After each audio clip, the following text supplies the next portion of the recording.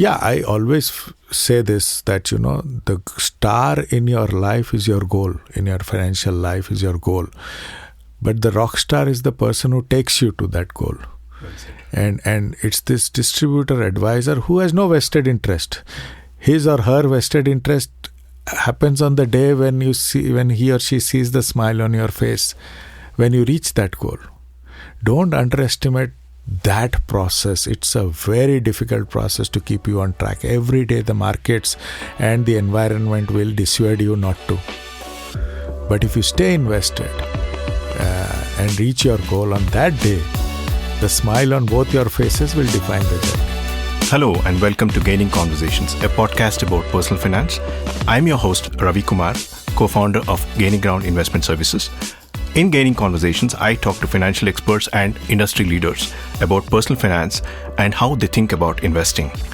If you're interested in meeting your financial life goals and achieving financial freedom, Gaining Conversations is the perfect podcast for you. This time on the podcast, we have a very fascinating guest, Swarup Mohanty. Swarup Mohanty is the Vice Chairman of Mirae Asset Financial Group and CEO of Mirae Asset Investment Managers in India. They manage over 2 lakh crores in assets. Swarup holds the distinction of being the first non-Korean to be appointed as Vice Chairman within the Mirae Asset Financial Group.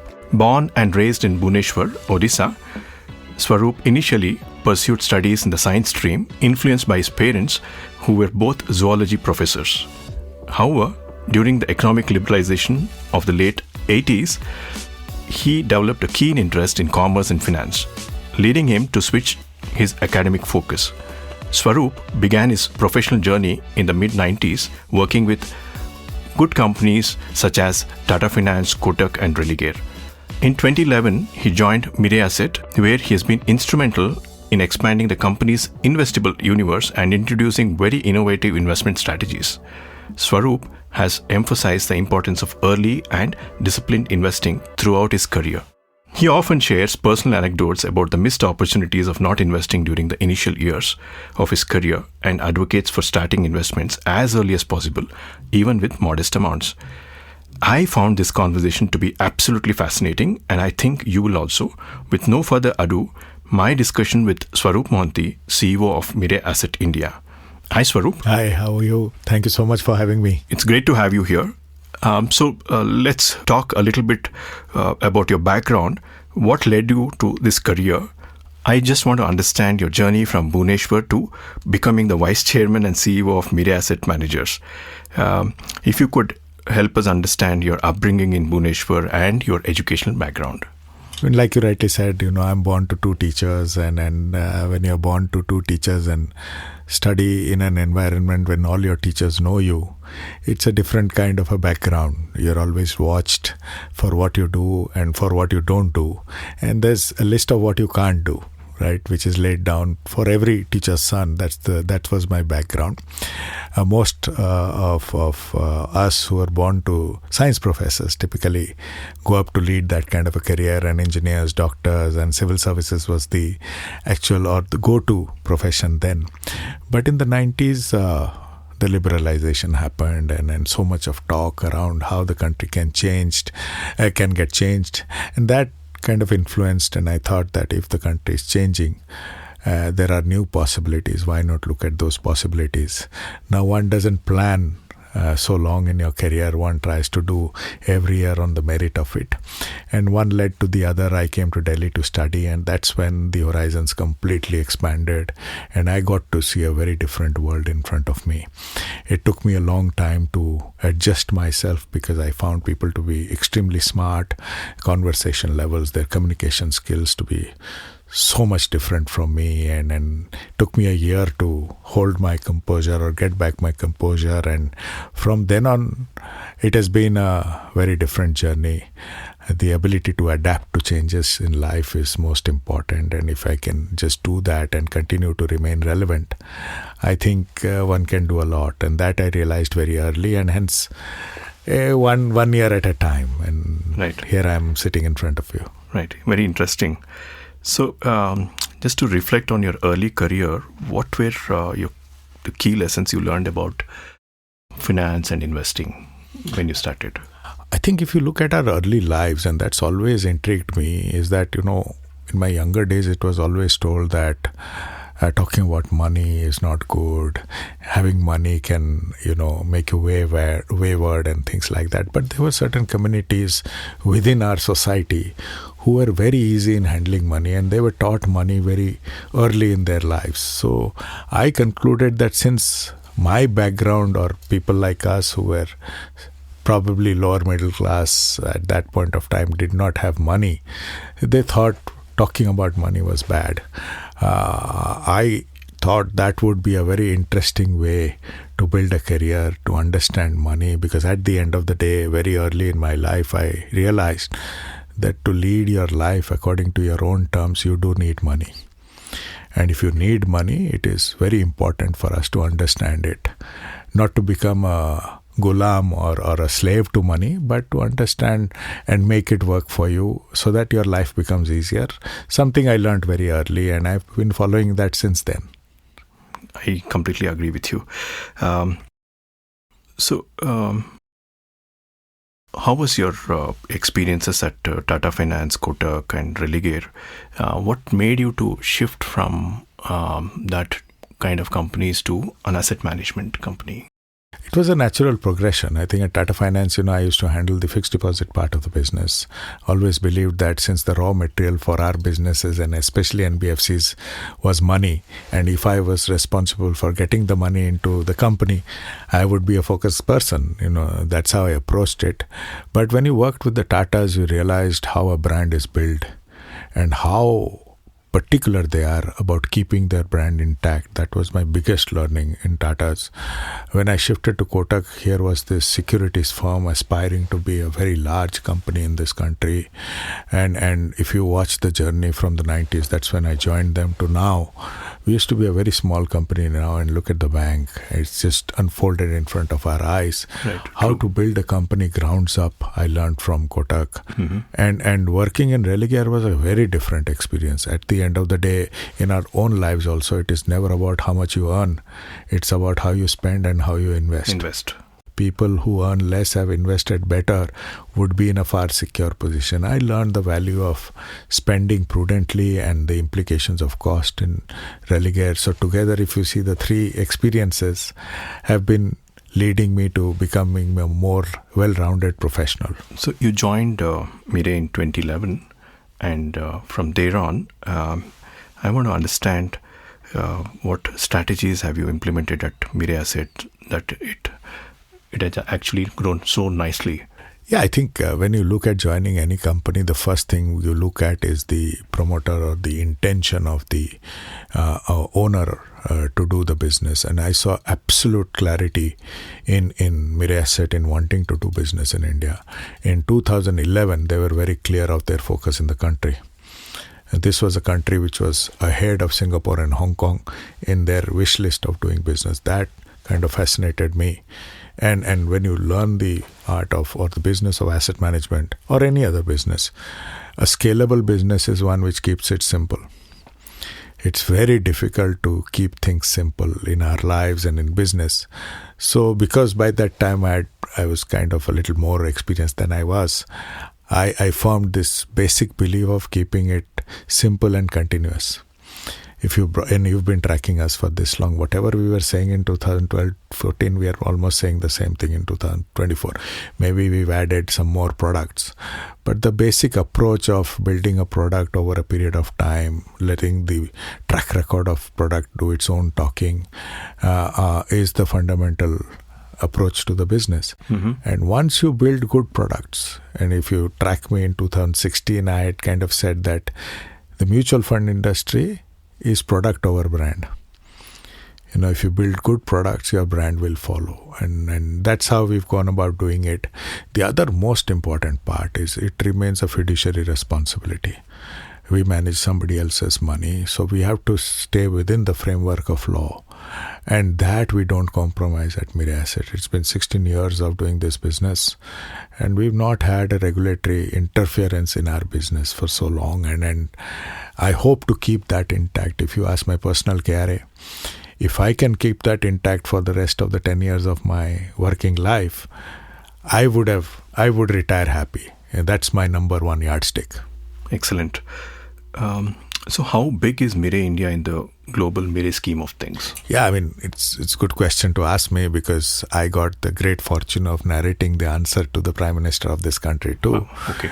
This was 2 years ago. We were sitting in a hall in Seoul, and in that hall there were 200 people, 199 Koreans and one non-Korean, that is me. And I suddenly heard our founder chairman, Mr. Hyun-Joo Park, stand up and say that in this geopolitical nature of the world, this uncertain geopolitical situation of the world, there'll be only one winner, and that is India. And so on that day, he not mandated, but he dictated all our 17 countries to run an India fund. For us, and I'm very lucky and proud to be saying this, that why work in a global organization whose focus on India is number one across the world. Out of our capital in Seoul, we plan to migrate almost 30-40% to India. And in the next 4 or 5 years, we aspire to be one of the largest capitalized firms of the country. Now, capital meaning our money. Right. So just talks about the focus of Mirae Asset on India. So Mirae in Korean means future. Yes, it does mean future. It is a feminine name. A lot of girls are called Mirae. I see. Interesting. So let's talk a little bit about how the mutual fund industry in India is going to evolve over the next decade. How do you see this? I think whatever had happened till demon and what happened post that are two different phases of Indian investors' journey. I think the need or the awakening towards financialization of assets started with demon, and it got cemented in COVID. I'll give a small statistic. Still COVID, it would be 20-25 years of the mutual fund industry. We had 2.3 crore unique folios. Just after COVID, we've already crossed 5 crore unique folios. So a lot of work which used to happen in years are happening in a year. Right. That's a big number. Yeah, it's a huge number. But at 70-80 lakhs of addition of folios per year, I think we are getting warmed up. This penetration has just started, aided with the digital world. The ease of transaction is definitely helping. The effortless emission of information is also very quick. So decision making towards financial assets is also increasing. I dare say when we look at the next 8-10 years, we are at the threshold of this expanding in a very different way. I mean, in 2023, when I had said that the SIP book size of the industry in 2024 would be 25,000 crores, nobody had believed me. I'm sticking my neck out and saying that in 2026 it will be 40,000. I might be 1,000 crores away from it, but not very far. So not very far from it. So the point I'm making is the penetration is beginning to start, and the demography playing out alongside. We'll see a very different outlook to the industry, all positives in the next 5 years. This is, you're saying it's just not natural evolution of capital markets, but it is something to do with awareness of investing and the situation where we are in because of using of technology and the awareness which is increased, from savings to investing. True. Can you discuss the importance of starting investments early and how young professionals who have just started their career should begin their investment journey?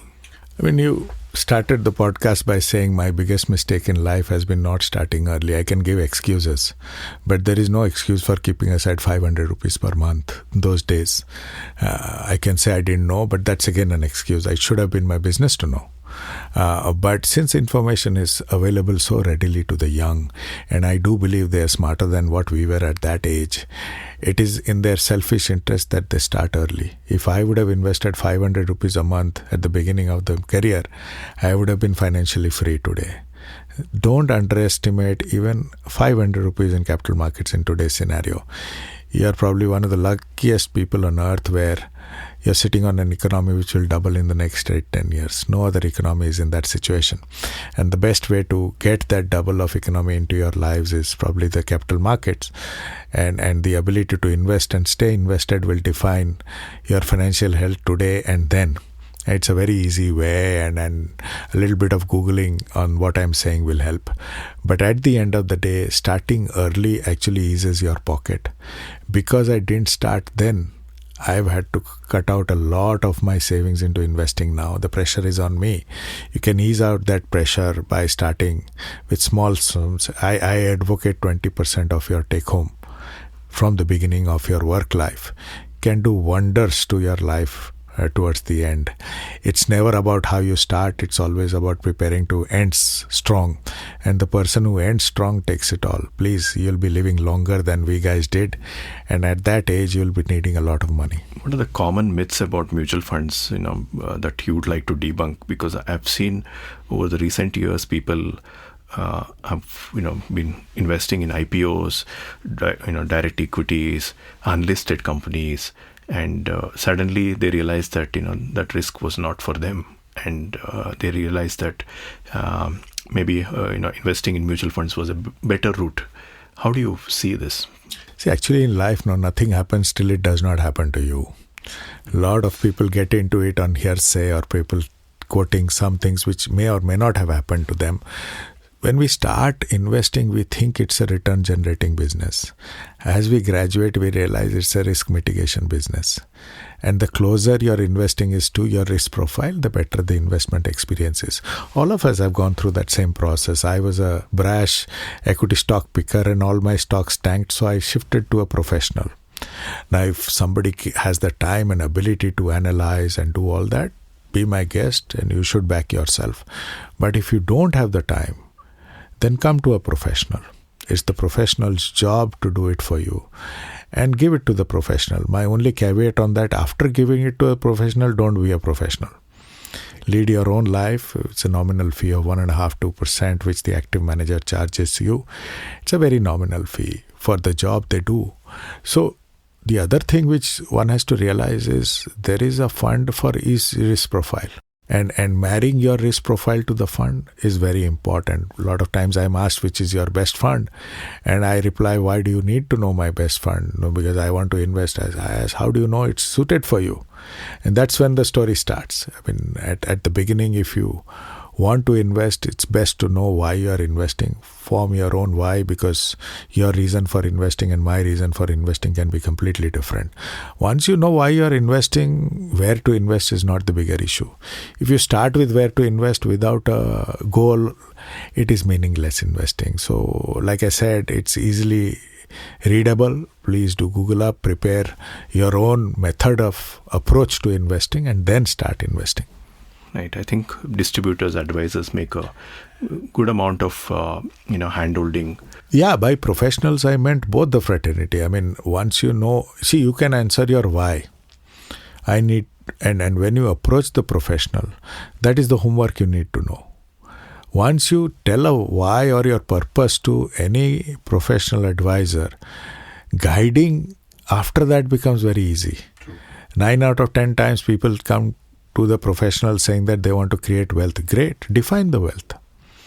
Then one can work backward. Sometimes, the wealth you've defined with the time period you have, with the money you have, may not be achievable. That a professional can tell you. Sometimes your goals might not be achievable. And then you have to realign your life according to how much money you have. Nothing wrong, nothing right on that. So there are professionals in the market whose job is this. Just give it to those professionals and lead your life. They will enable you to lead your life. And that, I think sometimes people confuse distributors or advisors' job to be that of selecting a fund for you. That's just primary job. That I think anybody can do. But keeping you on track in those funds and in that process, keeping you disciplined to your goal is a bigger job. True. It's very easy to say that one can be disciplined. Try it. Yeah. It's next to impossible. But that's where this personal guide or your personal advisor distributor plays a far bigger role than what you think it is. Yeah. So it's not, investing in the best fund, but it is the purpose of investing and getting into a system and having that discipline. Yeah, I always say this, that, the star in your life is your goal, in your financial life is your goal. But the rock star is the person who takes you to that goal. And it's this distributor advisor who has no vested interest. His or her vested interest happens on the day when he or she sees the smile on your face when you reach that goal. Don't underestimate that process. It's a very difficult process to keep you on track. Every day the markets and the environment will dissuade you not to. But if you stay invested and reach your goal on that day, the smile on both your faces will define the journey. That's the greatest joy even a distributor will feel. How do you balance your professional responsibilities with your personal interest and hobbies? It must be really, as a leader in the industry, how do you manage this balance? I think, it's easier said than done. But if you don't keep that part intact, then the professional life can be very tedious. I think I just wrote out a note on LinkedIn where what we practice is we come to office on time and go home on time. Very important for us. We come at 9, go at 6. And somebody said, but there are people who would stay at office to please their bosses. And I replied, the bosses themselves leave at 6. Who will they please? Right now, one of the bosses, they said that we shut off the AC at 6 o'clock, it seems. I didn't know that. But going home on time is very important to me. Sometimes because of my travel, it becomes tedious, or there are enough events that one has to do. But family gives the primary joy. Being with my wife and son takes a lot of my life. I mean, on Saturdays and Sundays is Saturday, Sunday with them. And their priority is my priority. Let me be very honest on that. They might not agree, but that's the truth from my perspective. But I spend a lot of time with music. I listen to a lot of music, and I do believe music is my therapist. So whatever little time I get, and most of the times that I'm driving or I'm somewhere, there should be some music around you that calms you down. I do travel a lot. I think going to Indian forests is one of my favorite pastimes. I've been doing that for almost 30 years now. I think the most peaceful thing is to go out there, track a tiger down, and when you see the tiger in front of you, it's one of my peaceful moments in life. So if you can do that continuously, a lot can happen. Interesting. Coming back to this question, a lot of people have started investing in SIPs in the last 5 years. Some have started 10 years back. And then suddenly you see so much of volatility. What is the message you have for them? I think first of all, the reason you do SIPs are twofold. One is it's a brilliant cash flow solution. I mean, you have that much money every month, so you invest in that much money. My basic criteria to everybody has never been to break down your lump sum to SIPs. The best time to buy is when you have the money. The best time to sell is when you need the money. If you keep it simple, a lot can happen. But the reason for SIPs, biggest benefit is you catch the ups and downs of the market. So the best friend of an SIP investor is the volatility. In volatility lies the opportunity. Now look at probably 2025 when the markets will go or behave in what we call a J curve. It goes down, bottoms down somewhere and starts coming back as data points start falling into place. Maybe the data points are not in place. Please understand a very important thing about stock markets. If you take care of the stock market in its bad times, the stock market will come and take care of you in its good times, right? Probably when you enter into a space where the stock markets may not be in their best times, it becomes great for you because you start accumulating larger number of units. And trust me, the larger the number of units you accumulate at the bottom of the market, the higher your wealth creation on the reversal of the market. So as an SIP investor, see, there are two types of investors. One who want to buy, one who want to sell. The person who wants to buy should want the market to fall. The person who wants to sell should want the market to go up. So if I'm a buyer, if I'm getting the same good at a better price, I would be happier. So this is the basis of SIP in what we call rupee cost averaging. You start averaging the market, and more you average at the bottom, the better the chances of wealth creation in the future. So as an SIP investor with a goal in mind, you should pray that bulk of the goal time should be in bad markets. Really interesting. Swarup, I have one more interesting question for you. What advice would you give to individuals approaching retirement in terms of financial planning? I think 4 very quick points. One, please understand we have started living longer, and then post-retirement one will need a lot of money. Second, this whole approach of leading a quieter life post-retirement is not done. You've slogged your life out to lead a better life, so aspire for leading a better life. That would mean you will need more money than you did in the past. Please ensure that some part of your money continues to grow and be in the capital markets. This will enable you to lead your retired life better. And most important, I think, plan out your retirement spending efficiently. If you plan it out, a lot can happen, right? So these 4 points are very important for retirement. For me personally, I want to lead a far superior life post-retirement than what I have led. I mean, time is a big issue for me. But when I have the time, I have large aspirations. And please remember one very fundamental thing. At that age of your life, your best friend is money. And you'll need a lot of it. So plan it efficiently, both the money you need and the way you'll spend it. And also health. I think, the more you compound your health and money during your working years, I think you'll have a really great retirement life. See, I work for a Korean firm where health is the most important thing. If you are healthy, you'll live longer. But if you are not, then the money you'll need is even more. So health comes first and then comes wealth. It's always what we speak about. That's an excellent piece of advice. So let's jump to my favorite questions that I ask all my guests, starting from, with what's keeping you entertained these days? I think my job keeps me entertained. I mean, the fact that people trust their hard-earned money to us, and I feel I would have done something great in my previous birth to have been given this job profile. I enjoy my work and I enjoy everything about my work. That's point one. Thankfully, that's my life. But I'm very lucky to have a family who backs me to it. My wife, who's also a PhD holder, and my son, who's now a techie, trying to build a career in Gen AI, are my life, and my parents at home. So a lot of time goes around with them, and very honestly, my office is full of colleagues who I love, and I want to go to office to work with them. So, and whatever little time after that we have is spent with friends, and over a period of time you build a good circle of friends, and try to keep it as simple as that. But involve yourself in work which you like doing. I've learned over the period of time that if I don't like something nowadays, I don't do it. Don't waste my time at all. Any recommendations on books, movies, or any podcast recommendations? Because my listeners are curious to know.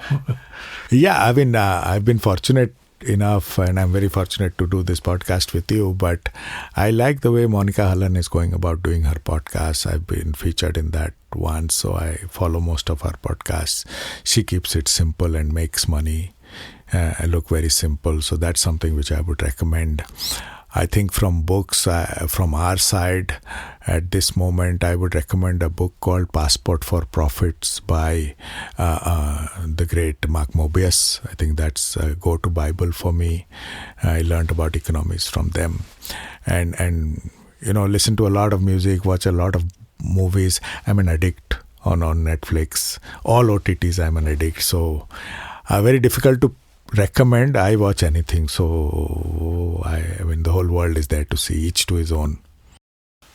Swarup Mohanty, thank you for being so generous with your time, and I'm sure our listeners enjoyed this, and the recommendations are very interesting. Mark Mobius' book, The Passport to Profits, yeah. And Monica Hallan's podcast series.